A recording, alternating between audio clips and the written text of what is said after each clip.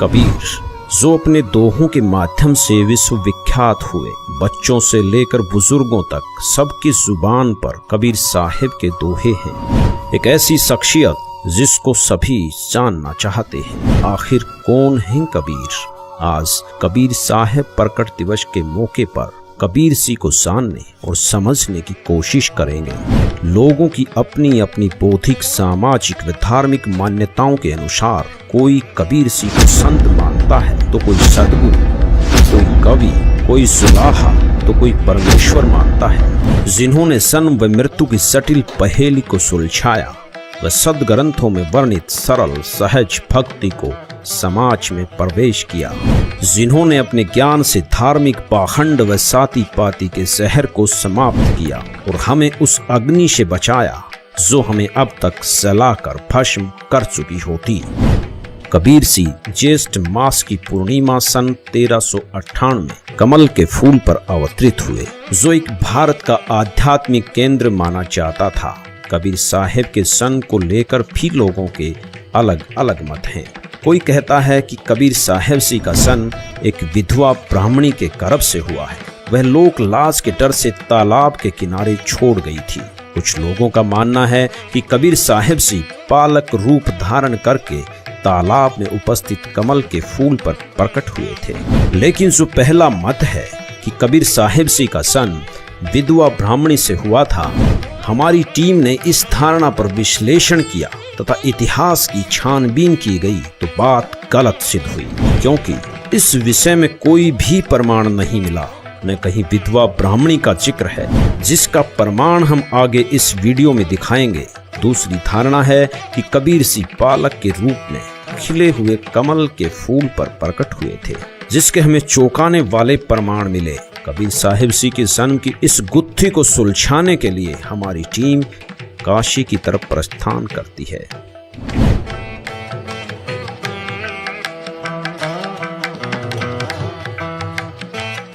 बेशक कबीर सी के बारे में अलग अलग लोग अपनी राय अलग अलग रखते हों, लेकिन उन सब का मूल भाव एक ही है कि वो एक महान संत थे, जिन्हें हिंदू और मुसलमान समान रूप से स्वीकार करते थे।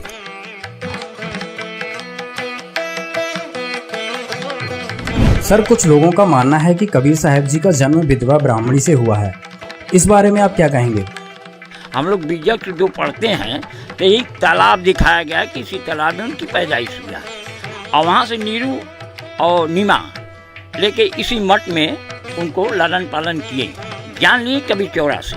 सर, जो बच्चों का पाठ्यक्रम है उसमें जो कबीर जी का जीवन परिचय आता है, उसमें लिखा हुआ है कि कबीर जी का जन्म विधवा ब्राह्मणी से हुआ है। इस बात में कितनी सच्चाई है? आपसे पहले ही कह चुके हैं कि लोग लिख देते हैं कि दंती है कि विधवा ब्राह्मणी के घर में, लेकिन किसी ने तो देखा नहीं था। यहाँ तो इतिहास तो सब लिख दिए हैं, लेकिन हम लोग मानने के लिए इसको तैयार नहीं है। लोगों का मानना है कि कबीर जी का जो जन्म हुआ एक विधवा ब्राह्मणी के गर्भ से हुआ। इस बात में कितनी सच्चाई है?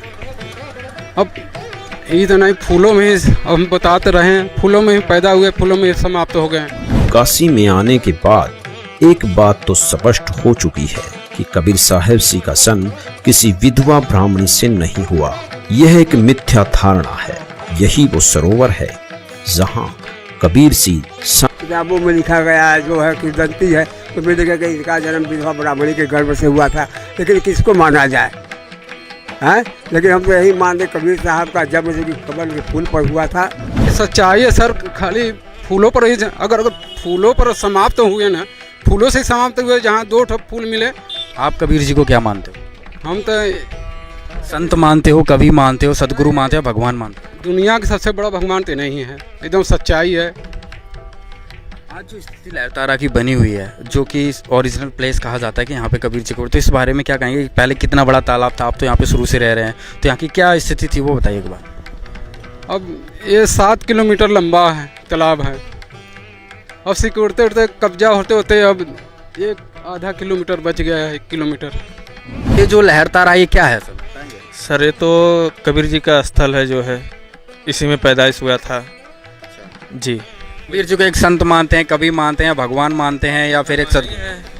जी भगवान ही है, कबीर संत हैं तो फिर बहुत इनका बहुत नाम है, बहुत बाहर से बहुत लोग आते हैं, ऐसी बात तो है नहीं। के लोगों में जो आस्था है कबीर जी को लेकर के, जी, बहुत सारे संत तो ऐसे हैं जो उनको भगवान मानते हैं और बहुत ज्यादा प्रचार प्रसार भी करते हैं। वो तो भगवान तो है ही है लेकिन जिस सर। जगह को और कहा जाता है कि उनका जन्म लहरतारा में हुआ था, जो कि वो एक उनको कमल के फूल पे तालाब में पाया गया था। और उसके बाद जब उनकी मृत्यु हुई तो उसमें हिंदू और मुस्लिम जो दो समुदाय थे उनको आपस में वो झगड़े थे कि हमें इनकी बॉडी हमें चाहिए।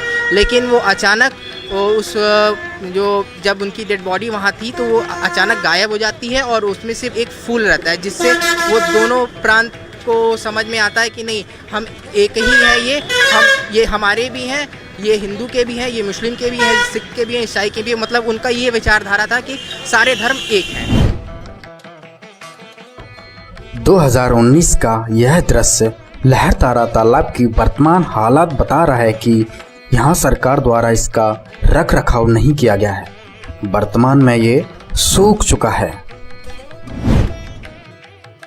अब हम उस स्थान की ओर चलते हैं जहाँ पर कबीर साहिब के प्रकट होने के और भी साक्ष्य मौजूद हैं।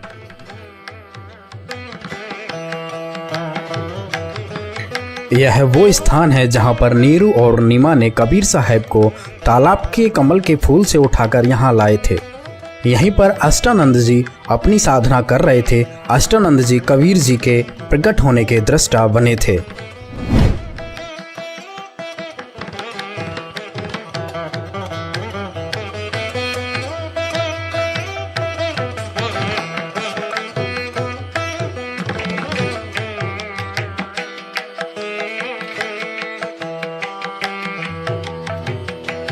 ये जो स्थान आप देख रहे हैं ये लहरतारा तालाब का किनारा है। जैसे कि आपको वहाँ पे तालाब में दिखाया था कबीर जी का वहाँ प्रकट हुआ था और इस किनारे से होते हुए नीरू नीमा कबीर जी को उठाकर लाए थे। और ये हम आपको ले चल रहे हैं जो कबीर साहब के उस समय के प्राचीन मंदिर है जो वीर सिंह बघेल ने बनवाया था। ये जो आप सामने देख रहे हैं ये वीर सिंह बघेल के द्वारा उस समय बनवाया गया था, जहाँ से कबीर साहब जी को नीरू नीमा और ने तालाब से उठा के यहाँ पे कुछ देर रोका था। यहाँ पर ये बोर्ड लिखा हुआ है, इस पे सब कुछ लिखा हुआ है। श्री सदगुरु कबीर प्राकट्य स्थल। यह वही स्थल है जहाँ पर सदगुरु कबीर साहब जेठ पूर्णिमा विक्रम संवत 1455 सन 1398 में उतरे थे। इसी स्थल से नीरू नीमा इन्हें उठाकर नीरू टीला नरहरपुरा अब कबीर चौरा काशी ले गए थे। यह मंदिर अति प्राचीन है। इसे आचार्य श्रुति गोपाल साहेब एवं राजाधिराज वीर सिंह बघेल ने विक्रम संवत 1585 माघ सुदी नवी को बनवाया था, जो आज भी अपने मूल रूप में विद्वान है।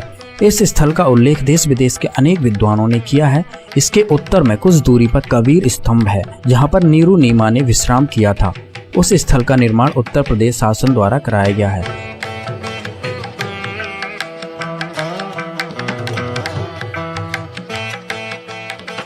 तो यहाँ पर कबीर साहब का प्राकट्य स्थल है और यहीं पर वो आकर उनके माता पिता लाकर यहीं रहते थे।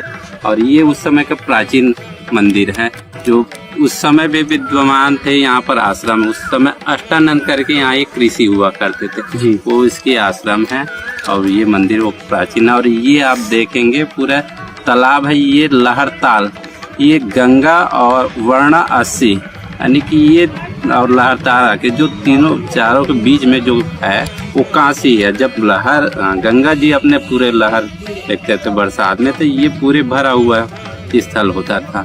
सर, हमारी किताबों में कबीर साहब जी का जीवन परिचय आता है जिसमें लिखा हुआ है कि कबीर जी का जन्म जो विधवा ब्राह्मणी के गर्भ से हुआ है। इस बारे में आप क्या कहेंगे? ये तो सरासर ये ब्राह्मणों के अपने तरह से बनाया, क्योंकि विधवा ब्राह्मणी क्या होते तो उसके खानदान सारी चीज पता होता और वो क्यों छोड़ के जाते उसके सारे कुल का पता होता और तब वो नीरू नीमा को नहीं मिलते हैं। और क्योंकि ऐसा मान्यता है कबीर जी को प्रगट स्थल प्रगट है ऐसा मान्यता है। और उनकी लास्ट में भी वही स्थिति है कि कमल के फूल में मिले और लास्ट में भी कमल हो गया, जो उनकी डेड बॉडी नहीं मिला जब काशी छोड़कर उन्होंने मगहर अपना, ऐसा मान्यता था कि मगहर में मरने से गधा होते हैं और काशी में मरने से मुक्ति होते हैं। तो कबीर जी ने उन्होंने इस भ्रम को तोड़ने के लिए काशी छोड़कर मगहर गया और उन्होंने अपने शरीर वहीं छोड़े तो वहाँ भी उनकी डेड बॉडी नहीं मिली, उसकी जगह भी फूल मिले और जो फूल और चादर मिले तो फूल का मंदिर बनाया गया और वहाँ के जो मुसलमान शासक बिजली खां पटा उन्होंने मजार बनाया और वहीं से कुछ फूल लाकर जहाँ कबीर जी रहा करते थे वहाँ पर एक समाधि दिया गया। यहाँ पर ही ये जो अष्टानंद का विवरण आता है कि जब कबीर जी प्रकट हुए थे तो अष्टानंद को एक प्रकाश दिखा था, तो वो अष्टानंद जी यहीं पर बैठे तपस्या कर रहे थे। आज भी उनकी यहाँ पे अष्टानंद की, ये आप सामने देखिए, ये उनकी समाधि बनाई गई है। यहाँ से जो उनसे हम जानेंगे। सर, अष्टानंद के बारे में क्या बताएंगे आप? अष्टानंद जी उस समय जो ऐसा मान्यता थे कबीर जी को थे, वो उसकी एक तरह संरक्षक थे और वो यहाँ पर बैठते थे और बाद में उनकी ये समाधि यहाँ पर दिया गया। उस समय भी ये आश्रम हुआ करते थे। कबीर जी जब प्रकट हुए थे तो उन्होंने उन आँखों से देखा हुआ था, इस चीज़ का प्रमाण? हाँ जी, उन्होंने देखा था कि कुछ प्रकाश आया, फिर बाद में उनको नीरू नीमा को मिला तब भी पता चला। तो यहाँ पर दोस्तों अभी दिखाया ये अष्टानंद की यहाँ पे समाधि बनी हुई है।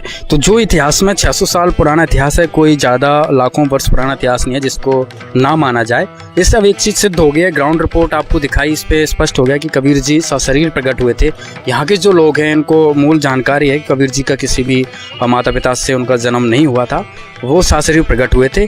तालाब से किनारे से यहाँ पे नीरू नीमा लेके आए थे। उनकी यादगार में यहाँ पे वीर सिंह बघेल ने ये यादगार बनाई और इसी स्थान पर यहाँ पर अष्टानंद, जब कबीर जी का प्रकट हुआ, जब आसमान से प्रकाश का गोला एक आया तो अष्टानंद ने देखा था, तो यहाँ पे अष्टानंद की एक समाधि बनी हुई है। कुछ लोग उनके सन को किसी विधवा ब्राह्मणी से उत्पन्न बताते हैं, लेकिन कबीर सिंह ने खुद ही अपने सन के विषय में बतलाया है।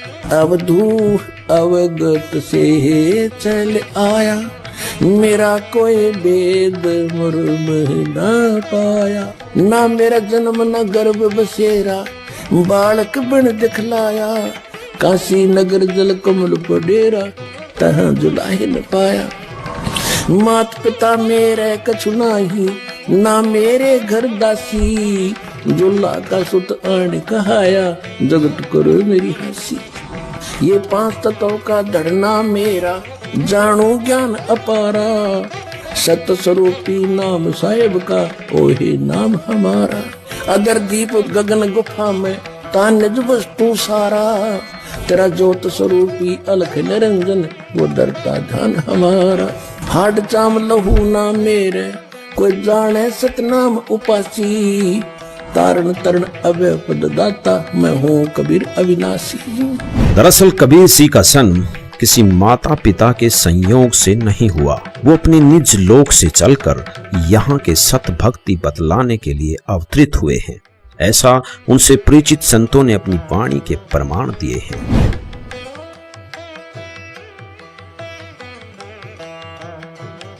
वास्तविकता यह है कि वेदों में परमात्मा की 100 लीलाएं लिखी गई हैं, वो सभी कबीर सिंह ने की हैं। इस तालाब के कमल के फूल से नीरू नीमा नामक जुल्हा दंपत्ति उन्हें उठाकर अपने घर ले गए और इस कारण कबीर सिंह भी जुल्हा कहलाए।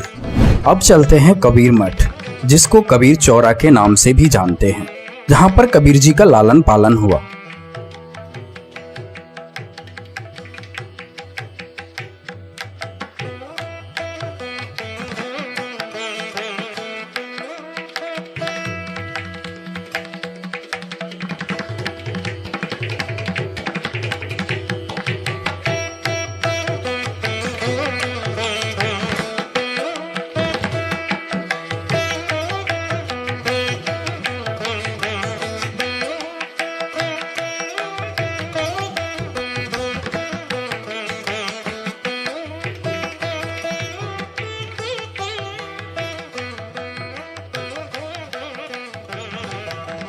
कबीर जी लगभग कबीर मठ में 115 वर्ष रहे।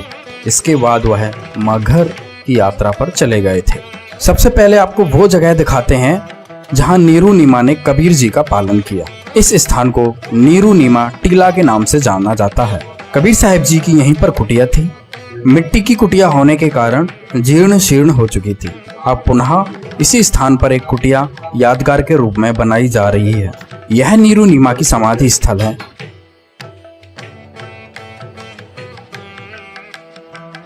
ये कबीर साहब जी का 600 साल पुराना कुआं है। इसमें अभी भी मीठा जल है। आने जाने वाले लोग यहाँ पर इस कुएं के पानी से अपनी प्यास बुझाते हैं। ये इतिहास की वो यादें हैं जिनको कभी मिटाया या भुलाया नहीं जा सकता।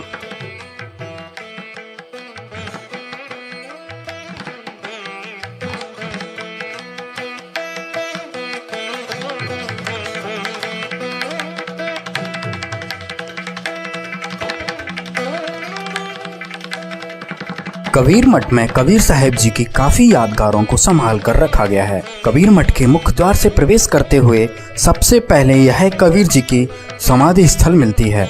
जब कबीर जी मगहर में सशरीर सतलोक चले गए थे तो यहाँ के काशी नरेश वीर सिंह बघेल भी गए थे और कबीर साहब के सतलोक चले जाने के बाद वहाँ पर कुछ सुगंधित पुष्प मिले थे, तो वहाँ पर आधे आधे फूल लेकर हिंदू और मुसलमानों ने कबीर जी की समाधि बना दी थी और उनमें से ही कुछ फूल लेकर राजा वीर सिंह बघेल काशी लेकर आ गए थे, जहाँ पर कबीर मठ में ही उन्होंने कबीर जी की यादगार के रूप में यह समाधि बना दी।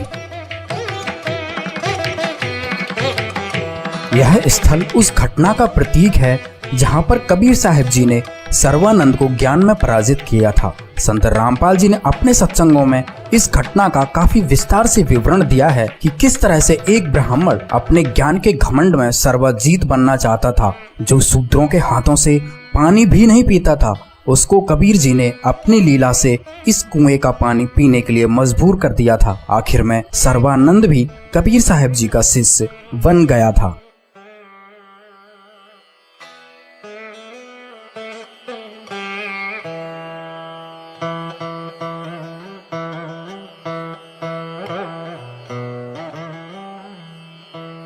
कबीर साहब जी की ये वो वस्तुएं हैं जिन्हें कबीर साहब जी स्वयं उपयोग करते थे।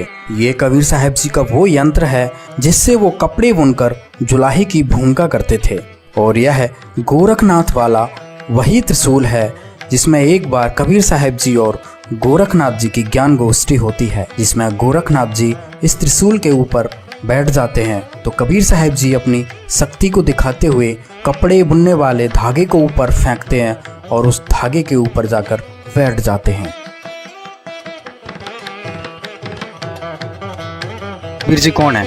कबीर जी पूर्ण परमात्मा हैं और कबीर जी यहाँ 120 वर्ष रह के चले गए। उन्होंने बहुत सारी लीलाएं करी हैं, अनेक लोगों को जिंदा किया है।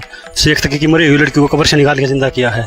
उनकी बहुत सारी लीलाएं हैं, हर ग्रंथ में प्रमाण है उनका, वेदों में प्रमाण है, गीता जी में प्रमाण है, हर जगह लिखा हुआ है। वो पूर्ण परमात्मा है। वो सत्पुरुष थे, महापुरुष थे और ऐसा महापुरुष थे जो कि लोगों को एक संजीवनी का काम करते थे। कबीर जी के बारे में लोग ये मानते हैं कि वो एक अच्छे संत थे, कवि थे, यहाँ तक कि कबीर पंथ के साधु ही उन्हें कहते हैं कि वो सदगुरु थे। लेकिन भगवान मानने वालों में हमने कबीर पंथ में ही देखा है कि बहुत सारे कम लोग ऐसे हैं जो कबीर जी को भगवान के तौर पर देखते हैं। आपकी अगर बात करें तो आप कबीर जी को किस रूप में देखते हैं? देखिए, कबीर जी तो हमारे तो भगवान हैं ही, क्योंकि वो तो एक अच्छे पथ प्रदर्शक है। तो मेरे लिए तो भगवान ही, जो अच्छा काम करता है वही भगवान है। एक उनको कबीर की जो है वो तो बहुत अद्भुत संत हुए समाज के लिए ना, तो वो जिस रूप में जो माने, लेकिन हम जो खास कर मानते हैं वो परम सदगुरु थे। उनके द्वारा हम जीवित हैं, उनके द्वारा लोग जीवित रहते हैं, अच्छे ज्ञानी बनते हैं, अच्छे आदमी बनते हैं, इसलिए मेरे लिए वो परमात्मा। 5 वर्ष की छोटी आयु में उन्होंने उस समय के तथाकथित विद्वानों को परास्त किया, लेकिन समाज में अशिक्षा के कारण उनकी प्रभुता बनी रही, क्योंकि कबीर जी उस समय जुल्हा जाति में थे। उन्हें पढ़ने का अधिकार न होने के कारण लोग उनकी बात पर विश्वास नहीं कर पाए, बल्कि उनके सत्य वचनों के कारण उनके घोर विरोधी बन गए। लेकिन रामानंद जी जैसे कुछ पुण्यकर्मी प्राणियों ने उनके मार्ग को स्वीकार किया, जिन्होंने कबीर जी के कहने से गुरु परंपरा बनाए रखने के लिए उनके गुरु की भूमिका की। कबीर साहब जी की रामानंद जी से पहली मुलाकात काशी में ही पंचगंगा घाट पर होती है। कबीर मठ से अब चलते हैं पंचगंगा घाट की ओर।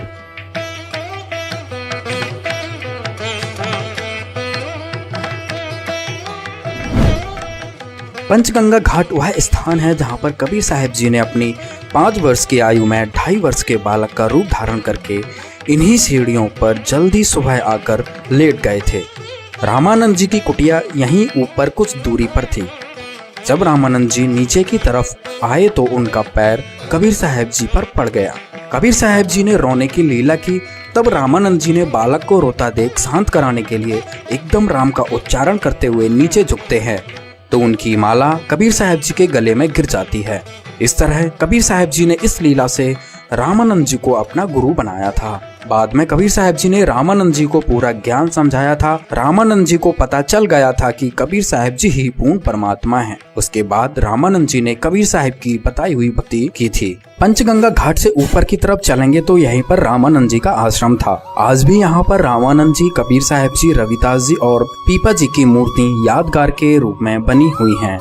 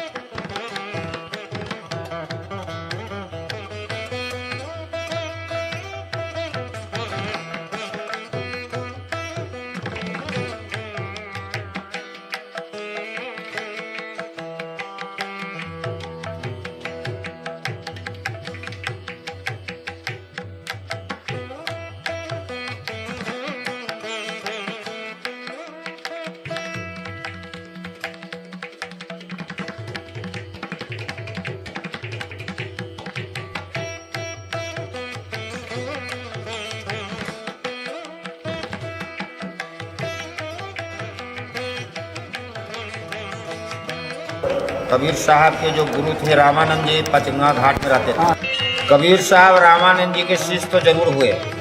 रामानंद जी पहले उनको तो शिष्य बनाने से इनकार किया। उन्होंने कहा कि मैं मलेच्छों को शिष्य नहीं बनाता, क्योंकि मुसलमान के यहाँ पाले पोसे गए थे। तो कबीर साहब अपना स्वरूप को बदलकर गंगा किनारे बाल स्वरूप में लेटे थे। रामानंद स्वामी सवेरे 4 बजे जाते थे स्नान करने को, तो अंधियारा में उनका पैर पड़ गए जाते समय बालक पर। उसी समय उन्होंने रामानंद जी ने कहा राम नाम कहो बच्चा, और उनके गले में उनकी माला भी गिर गई उसी समय।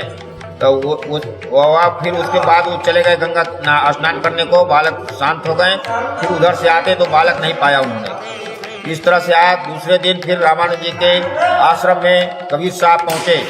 उनके शिष्यों लोगों ने कोलाहल मचाया कि कैसे ये मुसलमानों को आपने भर्ती कर लिया यहाँ। कबीर कहता है कि मैं गुरु किया हूँ रामानंद को। तो रामानंद जी कहा नहीं, मैं उसको तो शिष्य नहीं बनाया हूँ। उसी समय कबीर साहब ने 2 स्वरूप एक साथ दिखाया, और कबीर साहब ने कहा कि देखिए महाराज, आपने इस स्वरूप में मैं गंगा किनारे घाट पर आपने राम नाम का मंत्र दिया, आपने अपने गले की माला भी डाल दिया हमारे गले में। इस तरह से उन्होंने साबित किया। इस पृथ्वी लोक पर 120 साल के वास के दौरान कबीर सिंह ने अलग अलग जगह प्रकट होकर अपने ज्ञान का प्रचार किया। वह अपने निज लोक की महिमा से अवगत कराया। चाहे सुल्तानपुर बेई नदी पर नानक देव सिंह को, या फिर मथुरा में धर्मदास जी को। नानक देव सिंह को भी कबीर सिंह मिले थे, तो उन्हें अपने वास्तविक रूप व सचखंड ले गए थे। इसी कारण नानक देव जी ने पहली उदासी बनारस की थी। कबीर जी ने प्रचलित संतों के इस मत को कि प्रारब्ध के कर्म भोगने से ही समाप्त होते हैं, इसको भी अपने सामर्थ्य से समाप्त किया। वह बहुत से लोगों के इस तरह के कष्टों को समाप्त किया, जिन्हें अन्य प्रारब्ध कर्म बतलाकर उनसे मुक्ति असंभव बतलाते थे। उस समय के दिल्ली के शासक सिकंदर लोधी भी इसी कर्म की मार से दुखी थे, जिनका जलन का रोग पूरे दुनिया भर के वैद्य ठीक नहीं कर सके। तो सब मुल्ला पंडित काजियों ने कह दिया कि ये तो आपके प्रारब्ध का कर्म है। लेकिन उनके उस जलन के रोग को कबीर देव सिंह ने अपने आशीर्वाद मात्र से ठीक कर दिया, और ये प्रमाण दिया कि वो समर्थ शक्ति थे। यहाँ भी कबीर सिंह ने वेदों के उस बात को सिद्ध किया कि परमात्मा भयंकर से भयंकर रोग का नाश कर सुखी जीवन दे सकता है। चलो आपको 1-2 मिनट की वेदों से प्रमाणित करने वाली वीडियो दिखाते हैं। देखिए, वेद इसको प्रमाणित करेंगे कि परमात्मा घोर पाप का विनाश कर देता है। ये देखिए, ये महर्षि दानु सरस्वती द्वारा ही इसका अनुवाद है। अब देखिएगा, यजुर्वेद के 8वें अध्याय का 13वां मंत्र स्पष्ट करेगा। ये 8वां अध्याय और 241 पृष्ठ पे 8वें अध्याय का 13वां श्लोक। इसमें क्या लिखा है कि देव कर्तस्य एनस्य अवदनमसि, मनुष्य कर्तस्य एनस्य अवदनमसि, पितृ कर्तस्य एनस्य अवदनमसि, आत्म कर्तस्य एनस्य अवदनमसि। अनस्य घोर एनस्य माने अपराध के अपराध यानी घोर पाप के भी अवदनम। अब आपको इसका यहां दिखाते हैं 242 पृष्ठ पर इन्हीं का अनुवाद किया हुआ। ये 242 पृष्ठ पे। हे सबके उपकार करने वाले मित्र आप।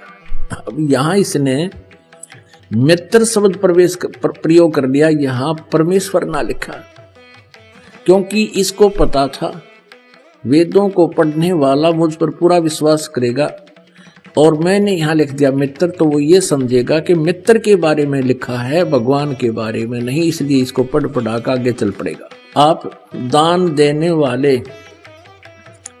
के अपराध के, अवजनम एनस्य माने अपराध के, अवजनम माने विनाश करने वाले, असी माने हो।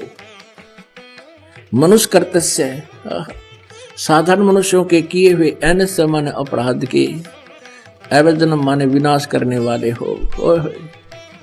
पितृ कर्तस्य पिता के किए हुए, एनस्य माने अपराध, ये अपराध ही लिखना चाहिए था, विरोधाचरण लिखा है। अच्छी प्रकार हरने वाले हो, नाश करने वाले हो।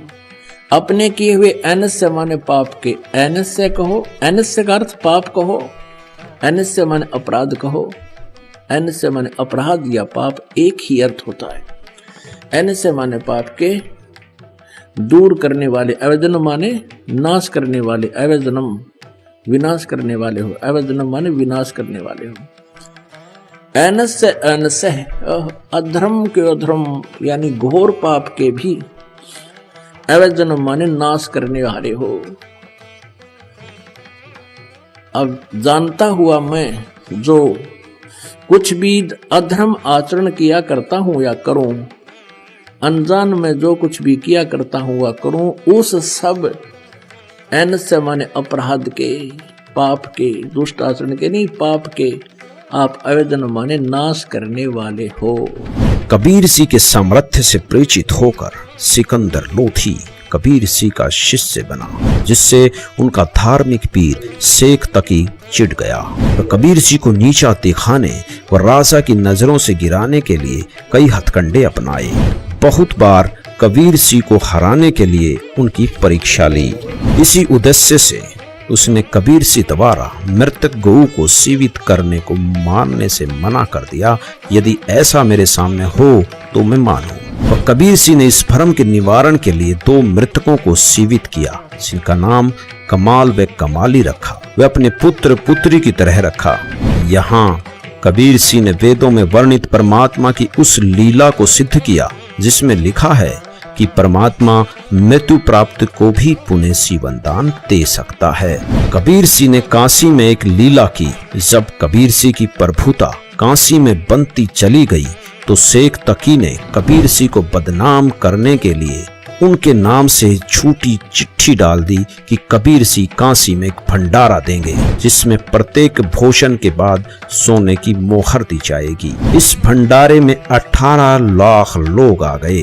कबीर सिंह जो छोटी सी झोपड़ी में रहते थे, कबीर सिंह ने उन सबको अपनी महिमा से परिचित कराते हुए सबको 3 दिन तक वो भंडारा दिया जो शायद इतिहास का सबसे अनोखा भंडारा था। कबीर सिंह ने अपने यहाँ के वास के दौरान प्रचलित पाखंड पूजा, मूर्ति पूजा, जाति पाति की व्यवस्था आदि का भी घोर विरोध किया, जिससे उस समय के धर्मगुरु उनके विरोधी हो गए। कबीर सिंह ने सबको बताया कि हम क्यों मर रहे हैं। वह उस सत्यलोक की पूरी जानकारी थी जहाँ मृत्यु नहीं है, जहाँ किसी प्रकार का कष्ट नहीं है, सो हमारा वास्तविक घर है। कबीर सिंह एक ही समय में बहुत सी जगह पर प्रकट होकर अपना ज्ञान प्रचार करते थे, जिससे उनके 64 लाख शिष्य बने, जिनको उन्होंने अपनी शक्ति से सुख दिया। लेकिन जनता के अशिक्षित होने से उनका विरोध भी बहुत हुआ और उन पर अनगिनत यातनाएं दी गई। उन्हें नकली गुरुओं के दबाव में दरिया में डाला गया, उन्हें जलते तेल के कड़ाहे में डाला गया, उन पर 3 पहर तक तोप के गोले दागे गए और भी न जाने क्या क्या किया गया। लेकिन वो अविनाशी है, इसलिए उनका कुछ नहीं बिगड़ा। कबीर सागर, जो कबीर परमेश्वर जी की वाणियों का संग्रह है, उन्हीं के द्वारा लिखा गया है। कबीर सिंह ने धर्मदास जी को पूर्ण ज्ञान बतलाया और साथ ही मूल ज्ञान, जो शिव की मुक्ति का आधार है, को गुप्त रखने का आदेश भी दिया। जिस समय कबीर सिंह प्रकट हुए, उस समय के पंडितों ने ये भ्रमणा फैला रखी थी कि काशी में मरने वाले की मुक्ति होती है, सबकी मगहर में मरने वाले गधे की योनि प्राप्त करते हैं। कबीर सिंह ने इस भ्रम का नाश करने के लिए काशी शहर को छोड़कर मगहर में गए। वे वहीं हजारों लोगों की उपस्थिति में सशरीर सतलोक चले गए। उनका शरीर नहीं मिला, बल्कि उसके स्थान पर उतने ही सुगंधित फूल मिले। कबीर सिंह ने यह स्थापित किया कि सत भक्ति करने वाला कहीं रहे उसकी मुक्ति होगी और गलत साधना करने वाला कहीं रहे वो दुर्गति को प्राप्त होगा। अब चलते हैं मगहर, जहां पर कबीर साहब जी की समाधि बनी हुई है।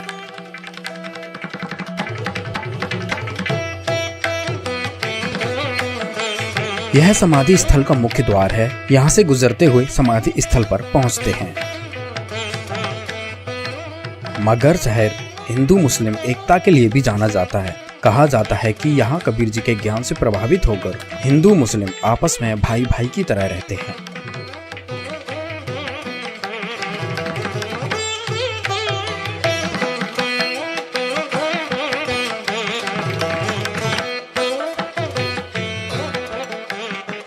अभी आप देख रहे हैं कबीर समाधि व मजार स्थल। यही वो जगह है जहां से कबीर साहब जी सशरीर सतलोक चले गए थे। उनके शरीर के स्थान पर कुछ फूल मिले थे, जिन्हें मुस्लिम राजा बिजली खान पठान और काशी नरेश वीर सिंह बघेल ने आधे आधे बांटकर राजा बिजली खान पठान ने मजार बनवा दी थी और वीर सिंह बघेल ने मंदिर।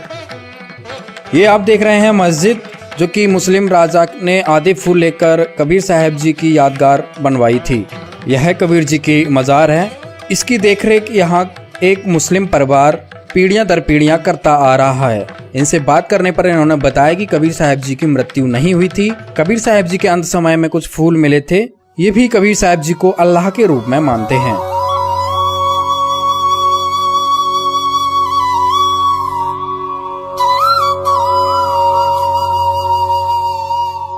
अब चलते हैं मंदिर की तरफ। ये आप सामने देख रहे हैं, ये हिंदू राजा के द्वारा बनाई गई कबीर साहब की समाधि है। कबीर साहब जी की यहीं पर कुटिया थी। इसी कुटिया के बाहर हिंदू मुस्लिम हजारों की संख्या में खड़े थे। कबीर जी के शरीर को लेकर अपने अपने धर्म की मान्यताओं के अनुसार उनका अंतिम संस्कार करना चाहते थे। इसी बात को लेकर लड़ने के लिए वो तैयार हो गए थे। कबीर साहब ने फिर दोनों राजाओं को समझाया था। अंत में कबीर साहब ने कहा था, आप लोगों को हमारा शरीर नहीं मिलेगा, जो भी वस्तु मिले उसको आधा आधा कर लेना। कबीर साहब जी इसी स्थान से सशरीर सतलोक चले गए थे। कबीर साहब के आदेश अनुसार दोनों राजाओं ने अपनी अपनी धार्मिक मान्यताओं के अनुसार उन फूलों की समाधि बनवा दी।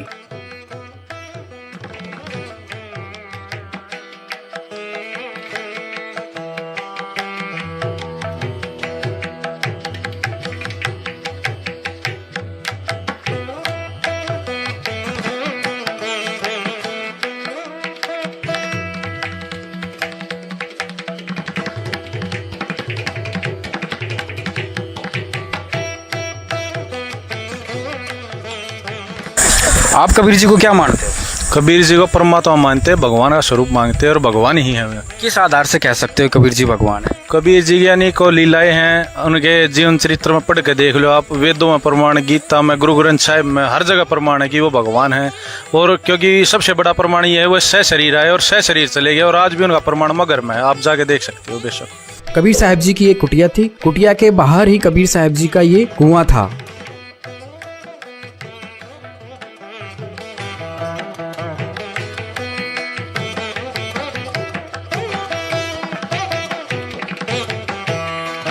कबीर साहब जी के चमत्कारों में से एक लीला और मगहर में देखने को मिलती है।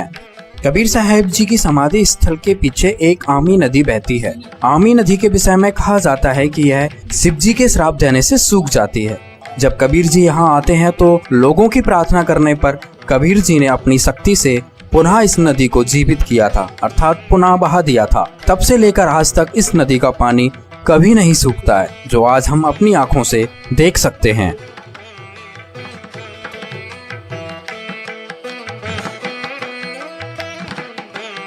ये वो जगह है जहां से कबीर साहिब जी सशरीर सतलोक चले गए थे और उनके शरीर के स्थान पर फूल मिले थे। कबीर साहिब जी द्वारा दी गई मानवता की शिक्षा को सिरोधार्य करके हिंदू और मुसलमानों से उन फूलों को आधा आधा बांट लिया। यहाँ हिंदुओं ने यादगार के रूप में मंदिर बनवा दिया और मुसलमानों ने ये मस्जिद। काशी और मगहर की यात्रा के बाद तथा इतिहास के प्रमाणों को देखते हुए स्पष्ट हो जाता है कि कबीर साहिब जी का न जन्म हुआ और न ही मृत्यु। सशरीर सतलोक से आए थे और सशरीर सतलोक चले गए।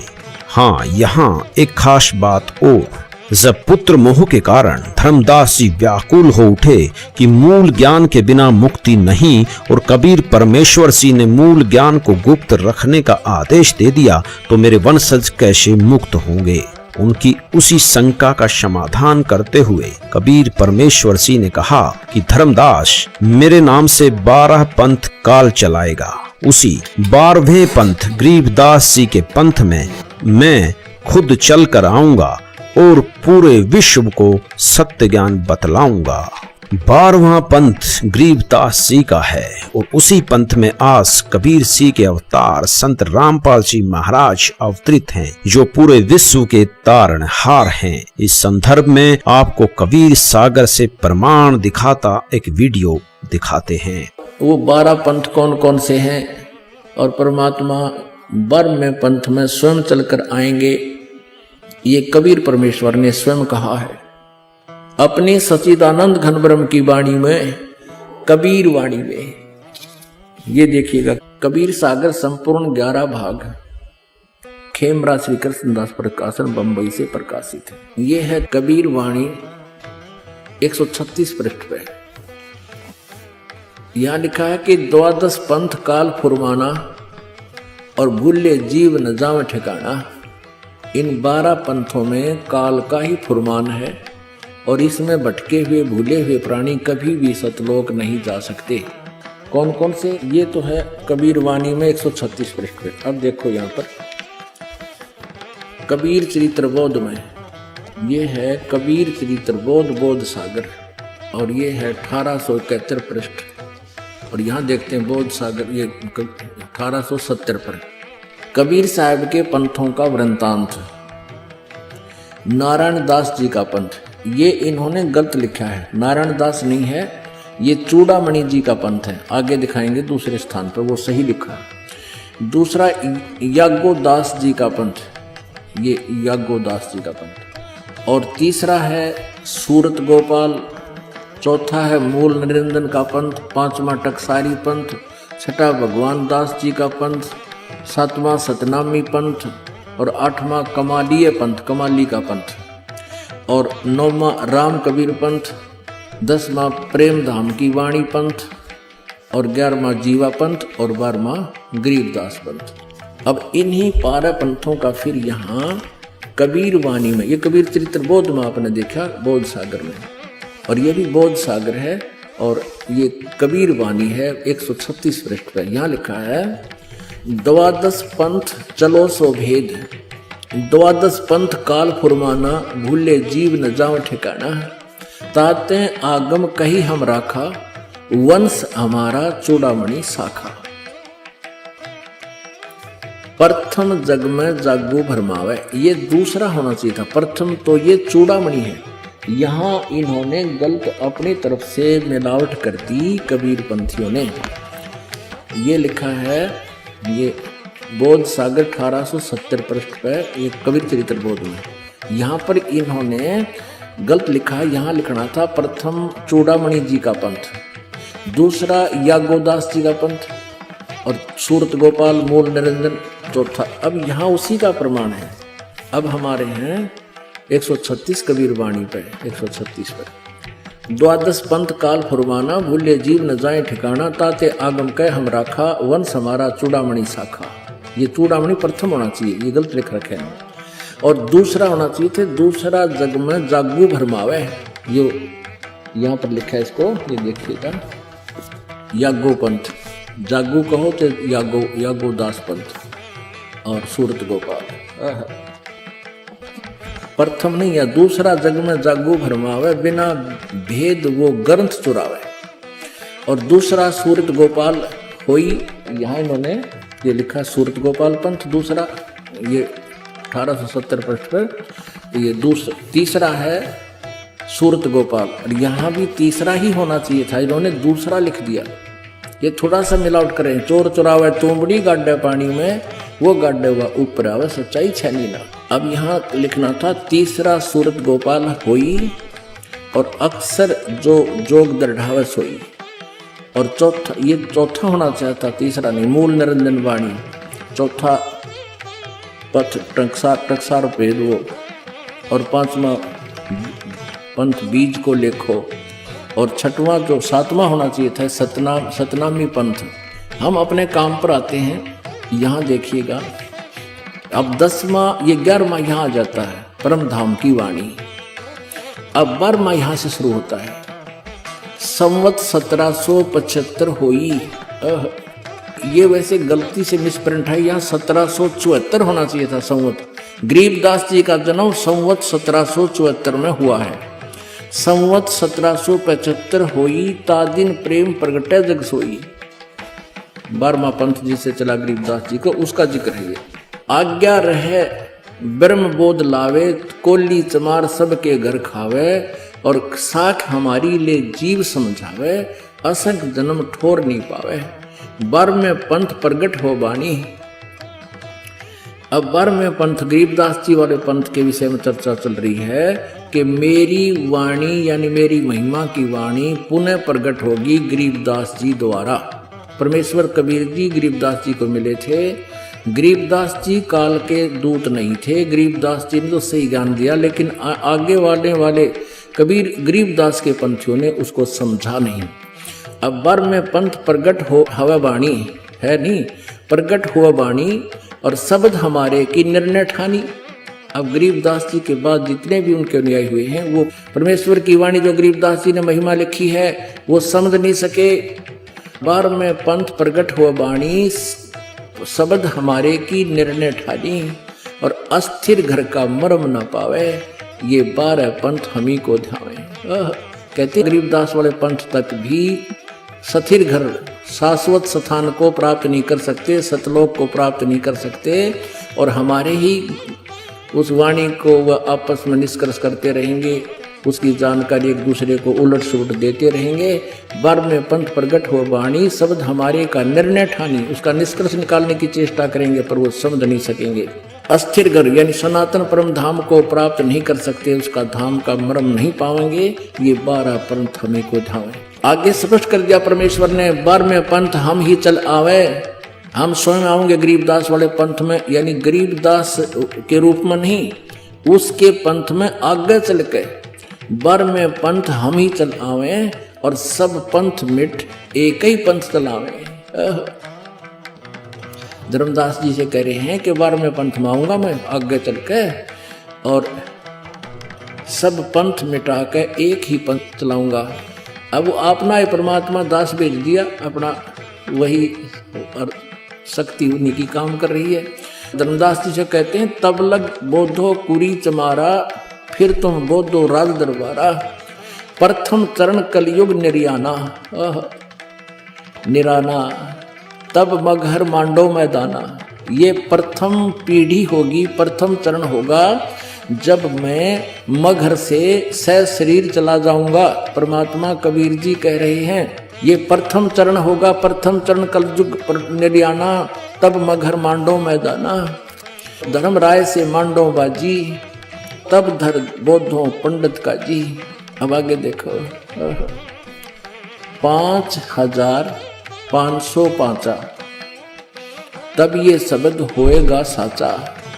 अब समय आ गया है, कलयुग को लगभग 5500 वर्ष हो गए हैं और अब वो समय आ गया परमात्मा का। ये मेरा कहते हैं आज का बोला हुआ उस समय सत्य होगा ये। अब क्या बताते हैं, धर्मदास मोरी लाख दुहाई और मूल शब्द बार ना जाई। पवित्र ज्ञान तुम जग में भाखो, मूल ज्ञान गुप्त तुम राखो। गोई माने गुप्त रखो, मूल ज्ञान बाहर जो पर ही। ये बिजली पीढ़ी हंस वंश हंस नी तरही। 33 अरब ज्ञान हम बाखा, मूल ज्ञान गुप्त हम राखा। गोई माने गुप्त। मूल ज्ञान तुम तब लग छपाई, जब लग द्वादश पंथ मिटाई। वास्तव में कबीर जी इस पूरी कायनात के रचने वाले हैं, ऐसा प्रमाण सभी धर्मों से, सभी सदग्रंथों में है। वेदों में परमात्मा की जो लीला लिखी गई है वो सब की सब कबीर जी ने की। इससे भी स्पष्ट है कि वो परमात्मा हैं। तो फिर उनकी उस वाणी में भी कोई मीन मेख नहीं जब उन्होंने कहा कि वो गरीबदास जी के पंथ में खुद चल कर आएंगे। आप समझ गए होंगे कि वो संत रामपाल जी महाराज हैं। संत रामपाल जी महाराज जी को कबीर परमात्मा संवत 2054 फाल्गुन मास शुक्ल पक्ष एकम मार्च 1997 को दिन के 10 बजे मिले तथा सार शब्द की वास्तविकता बताकर अंतर्ध्यान हो गए। तो इस विषय में आज तत्वदर्शी संत रामपाल दास है, जिला हिसार हरियाणा।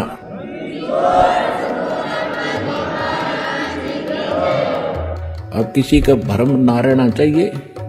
देखो एक 1000 का नोट है, उस पर लिखा है कि मैं धारक को 1000 रुपये देने का वायदा करता हूँ। दास पे लिखा नहीं है, दास बोल सकता है कि मैं उपासक को सर्व सुख और पूरा कंप्लीट मोक्ष देने का वायदा करता हूँ जब नियम रहोगे तो।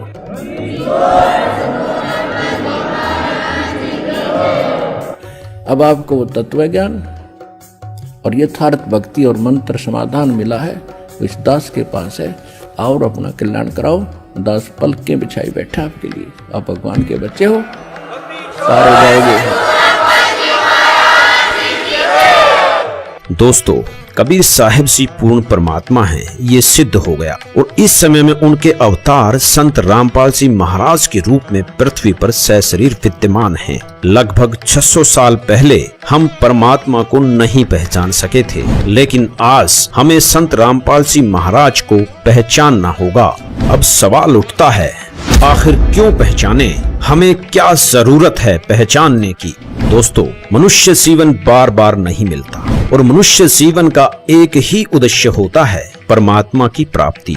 84 लाख योनियों की प्रताड़ना के बाद एक मनुष्य सन मिलता है। 84 लाख शब्द कहा तो एक सेकंड में जाता है, लेकिन इस नरक को भोगने के लिए हजारों वर्ष लग जाते हैं। 84 लाख योनियों में से यदि एक कुत्ते के जीवन पर भी विचार किया जाए तो कलेसा मुंह को आता है और सोचने लग जाते हैं, क्या ये हमारे साथ भी हो सकता है? बिल्कुल हो सकता है दोस्तों। इसलिए हमें संत रामपाल जी की जरूरत है। यदि हम संत रामपाल जी से नाम दीक्षा लेकर भक्ति करेंगे तो 84 लाख योनियों से तो पीछा छूटेगा ही, और साथ में हम सतलोक की प्राप्ति करेंगे, जहां जाने के बाद जीवात्मा वापस जन्म मरण में नहीं आती। संत रामपाल जी महाराज पिछले 3 दशकों से इसीलिए संघर्ष कर रहे हैं ताकि इस पृथ्वी पर मौजूद सभी जीवात्माओं का कल्याण हो सके। धन्यवाद। कबीर मनुष्य जन्म दुर्लभ है, मिले न बारंबार, तरुवर से पत्ता टूट गया, बहुर न लगता डार।